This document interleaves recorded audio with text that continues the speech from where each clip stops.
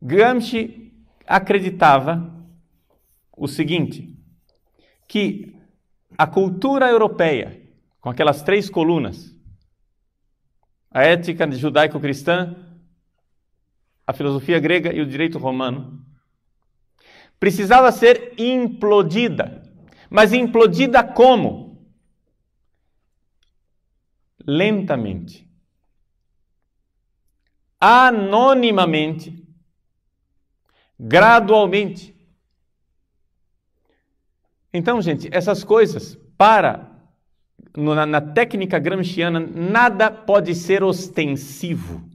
Tudo deve ser disfarçado. Você deve subministrar o veneno ao paciente e ele deve tomar aquilo todos os dias espontaneamente, achando que é remédio. Compreende? Você deve dourar a pílula. Você tem que apresentar para a pessoa o veneno que irá matá-la, como se aquilo fosse o medicamento de sua salvação. Você precisa destruir a cultura em nome da dignidade do homem. Em nome da liberdade, você cria a ditadura. Em nome da dignidade do homem, você cria a destruição. Em nome dos direitos humanos, você cerceia os direitos. E é isso que é o caminho gramsciano. É o caminho onde, e aqui é importante isso para vocês desde o início, existe uma propaganda e existe uma realidade. Uma coisa é o que o marxismo cultural alardeia, outra coisa é o que ele realmente faz. Um dos filósofos que Gramsci estudou e que todo o pessoal da esquerda venera é Maquiavel. E Gramsci colocou claramente que aquilo que Maquiavel fez a favor do príncipe, nós devemos agora fazer a favor do partido, que é o novo príncipe. Ou seja, não existe certo e errado. Não existe moral e imoral.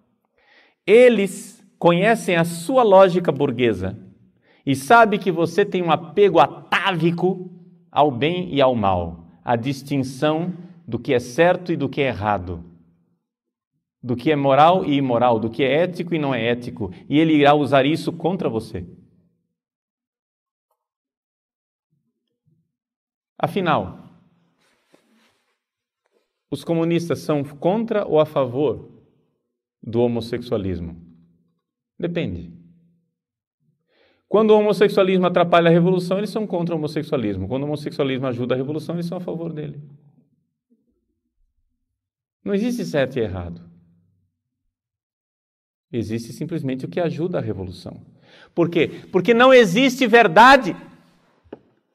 O mundo é irracional. A realidade é caótica. A realidade é irracional. Tudo aquilo que você coloca como sendo verdade racional é uma criação sua. E se você tem um sistema racional, rígido e engessado, burguês, eles têm um sistema racional, versátil, revolucionário e dialético.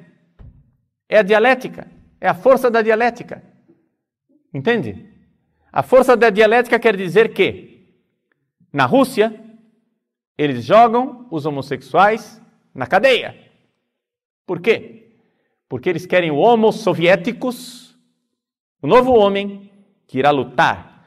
E o homossexualismo é uma falta de virilidade, é uma falta de força, é uma falta de capacidade de luta, de potência masculina. E, portanto, isso vai prejudicar a causa revolucionária, homossexuais todos nos campos de trabalho, nos gulag.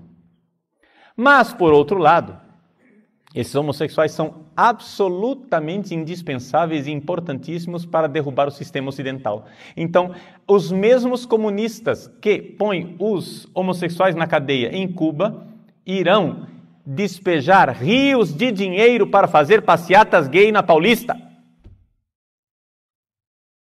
Por quê? Porque os direitos homossexuais irão trazer abaixo o sistema. Compreendem a lógica?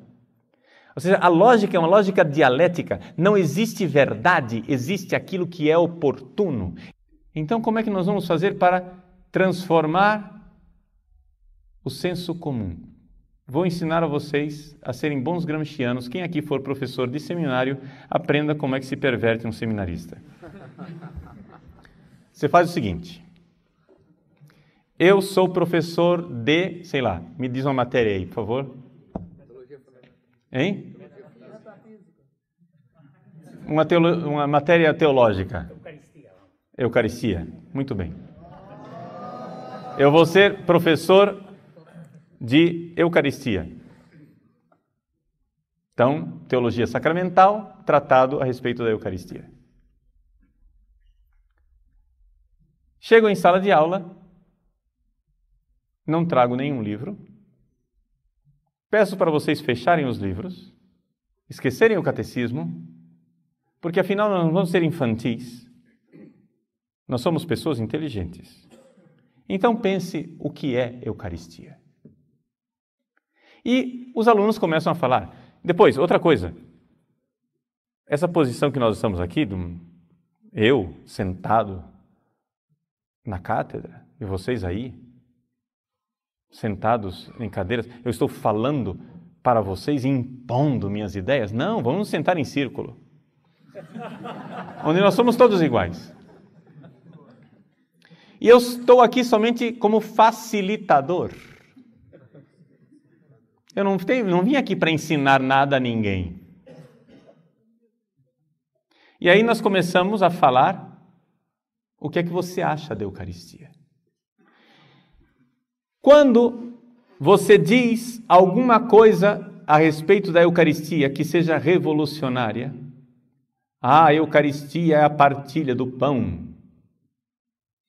Eu, como professor, enfatizo aquilo. Vejam, isso é importante o que ele está dizendo. Que observação inteligente. Você é perspicaz, você é muito crítico e você elogia e enche o ego daquele seminarista, ele se enche, né? É o balão, a vaidade. Não existe coisa melhor do que usar a vaidade das pessoas. Depois, um outro romaninho, vestidinho de calça social com a camisa abotoada até aqui, manga comprida, com o tercinho pendurado no bolso,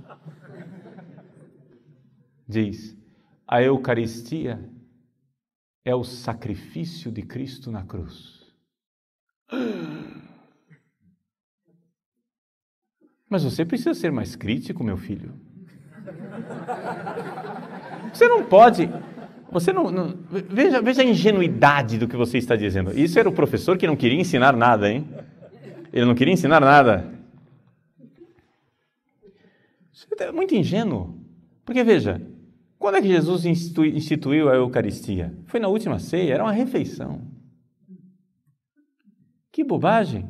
A Eucaristia é uma refeição onde Jesus ensinou a partilha. A Eucaristia é serviço. Olha o que Jesus fez na Eucaristia. São João, por exemplo, dos 4 evangelistas, São João é o único evangelista que não tem um relato a respeito da instituição da Eucaristia, porque ele colocou o que no lugar? O lava-pés. A Eucaristia é isso, é serviço. É lavar os pés. E então assim você ri do que é tradicional, escarnece o que é a fé da igreja tradicional, colocando como não crítico, como ingênuo, enaltece aquilo que é revolucionário. Os alunos voltam para casa sem praticamente ter aprendido nada de novo, mas com o senso comum invertido. Ou seja, você reforça o que no senso comum é revolucionário e você escarnece, faz pouco caso daquilo que é a fé da igreja tradicional. E se você fizer isso, você será um bom professor teórico, gramsciano, marxista. Compreendem? Você não precisa ser um grande intelectual. E isto é uma das razões pelas quais o sistema educacional brasileiro está absoluta e totalmente falido, porque as nossas universidades, todas, estão infiltradas de gramscismo. Você vai ensinar português na sala de aula. Para ensinar português hoje em dia, o que é que você faz? Você não entra com a gramática e ensina português. Você não ensina mais gramática, verbo, sujeito, complemento, objeto direto, adjunto nominal, restritivo, adjunto adverbial, verbo regência verbal, essas coisas. Nada disso, que bobagem! O português é para comunicar. Nós estamos aqui para fazer comunicação. Então você vai dar um texto para o aluno de um tema social que você queira debater e você vai debater política enquanto está sendo pago para ensinar português. Compreende? Porque você tem que ensinar o aluno a se expressar. E se o aluno falar português errado, não tem problema. Nós vai, nós vem, nós volta, nós quer. Isso daí não é português errado. Você tem que relativizar a coisa, é que ele não está usando a chamada norma culta. Mas isso não é a única forma de falar português. Tem várias formas de falar português. E assim você vai. Ou seja, é a lenta e gradual imbecilização de uma nação. Hoje, os nossos alunos chegam à universidade absolutamente analfabetos. Porque ao invés de aprender português, estavam aprendendo cartilha marxista.